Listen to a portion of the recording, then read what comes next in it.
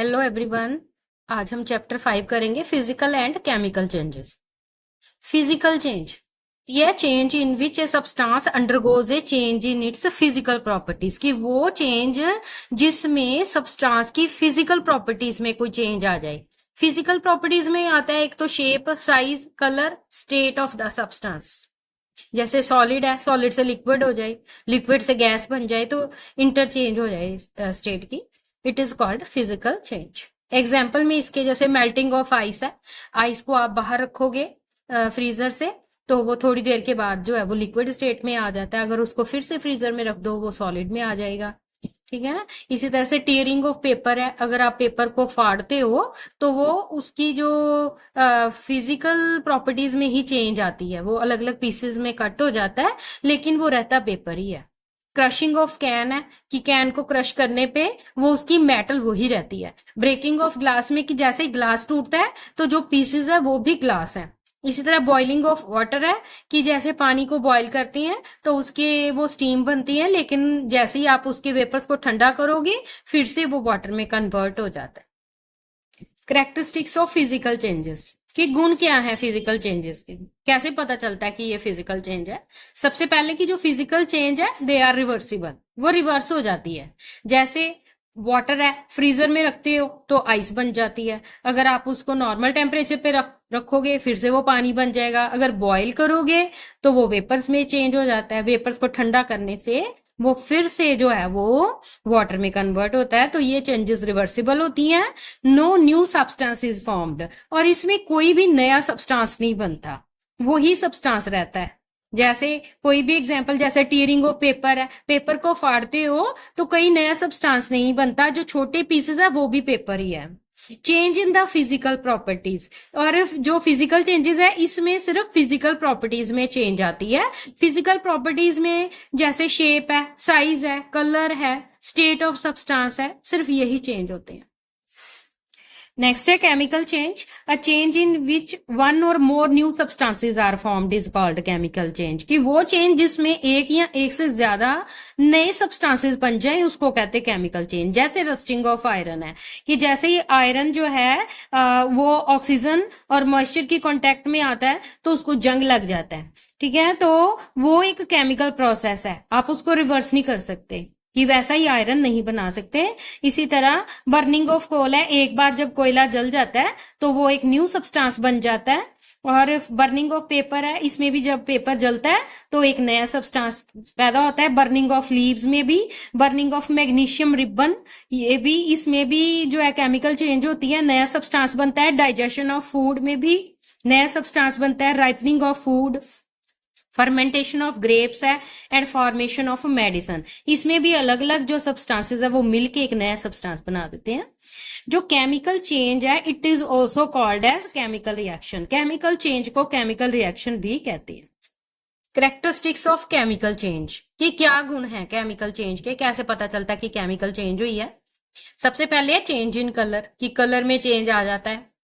When we cut apple and place in air, color of the apple change due to reaction of apple with moisture, कि जैसे ही आप Apple है उसको काट के रख देते हो तो थोड़ी देर बाद वो ब्लैकिश कलर में थोड़ा होना स्टार्ट हो जाता है, क्योंकि उस जो एप्पल की रिएक्शन है वो मॉइस्चर से होती है। इसी तरह पोटैटो भी कट करके रखते हो तो उसमें भी कलर चेंज हो जाता है। इसी तरह ब्रिंजल है और भी फ्रूट्स हैं, तो इसमें चेंज इन कलर जो है ये इसका एक गुण है केमिकल रिएक्शन का। इसी तरह cake, it is prepared from flour, milk, sugar which are white but cake is brown. इसी तरह एक एग्जांपल है कि जैसे केक है, केक बनाने के लिए तो एक तो आटा चाहिए, मिल्क चाहिए, शुगर चाहिए, जो सभी ही व्हाइट है, लेकिन जो केक है जब बनता है तो वो ब्राउन कलर का होता है। तो केमिकल रिएक्शन चेंज में जो हमेशा चेंज इन कलर होता है। न्यू सब्सटेंस इज फॉर्म्ड, कि केमिकल चेंज का एक ये कैरेक्टरिस्टिक है कि कोई ना कोई नया सब्सटेंस बनता है। इसमें एग्जांपल है जैसे कि मैग्नीशियम रिबन के जलने की जो एग्जांपल है, इसमें है कि burn a thin magnesium ribbon in candle flame, कि सबसे पहले एक मैग्नीशियम का रिबन लो और उसे कैंडल की फ्लेम में जलाओ। It burns with light, white light से वो जलता है। When it is completely burnt, जब ये पूरी तरह से जलता है तो it leaves behind a powdery ash, तो पीछे ये एक राख छोड़ देता है। तो मैग्नीशियम रिबन के जलने की रिएक्शन को ऐसे लिख सकते हैं कि जैसे मैग्नीशियम है, मैग्नीशियम का साइन Mg, और जब वो बर्न करता है तो ऑक्सीजन वो एटमॉस्फेयर से लेता है, ऑक्सीजन का साइन O2, और ये दोनों रिएक्शन करके मैग्नीशियम ऑक्साइड बना देते हैं MgO।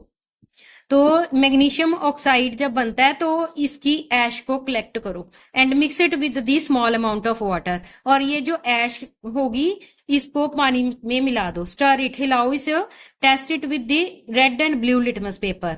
अब इसको जब आप राख को पानी में डाल लोगे तो रेड और ब्लू लिटमस पेपर लो और उनको उस सॉल्यूशन में डाल के देखो।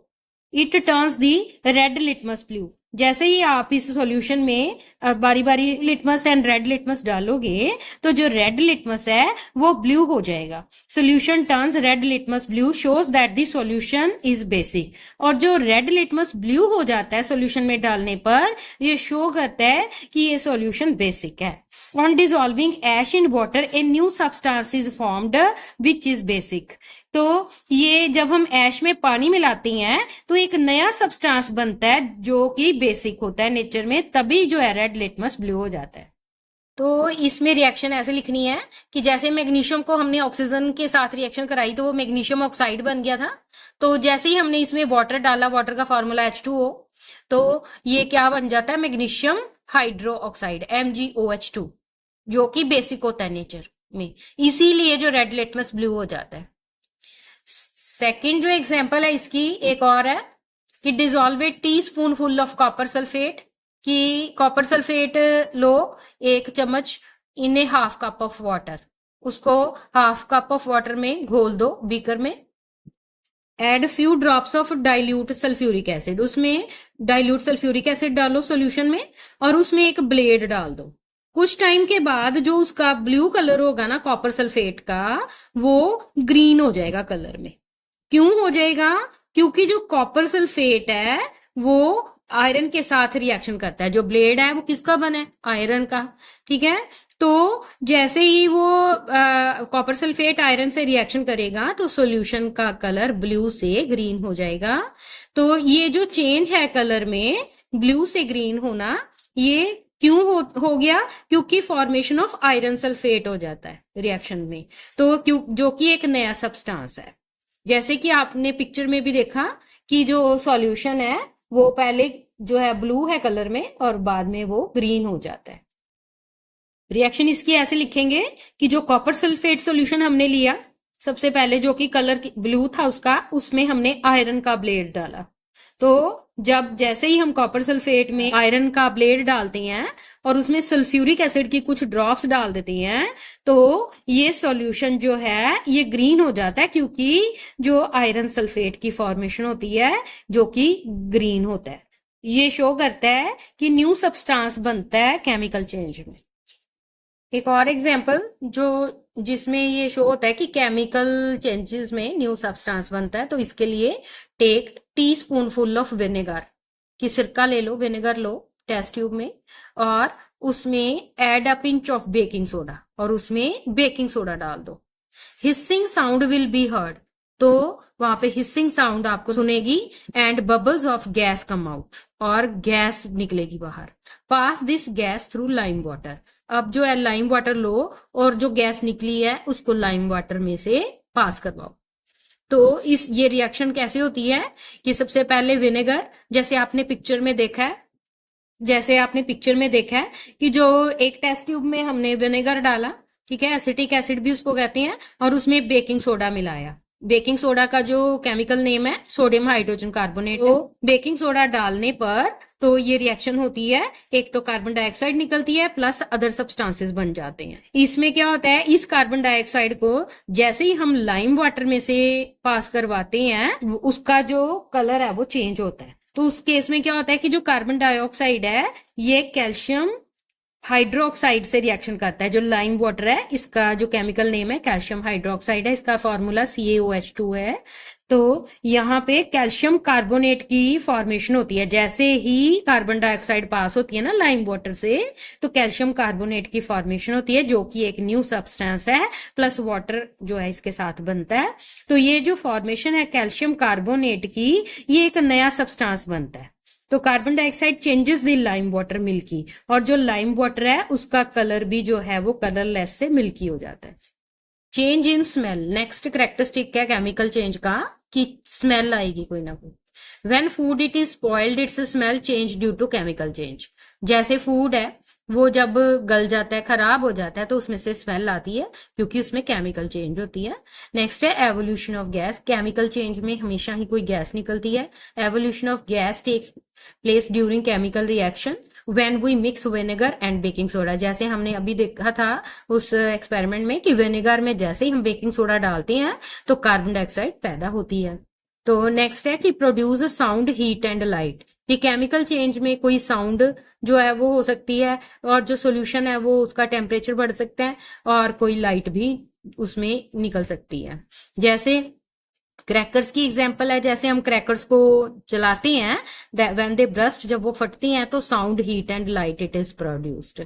नेक्स्ट है कि इरिवर्सिबल, जो केमिकल चेंज है ये हमेशा इरिवर्सिबल होती है, इसको हम रिवर्स नहीं कर सकते, पहली वाली स्टेज में नहीं ला सकते चीजों को। नेक्स्ट जो टॉपिक है रस्टिंग ऑफ आयरन, कि आयरन को जंग लगना।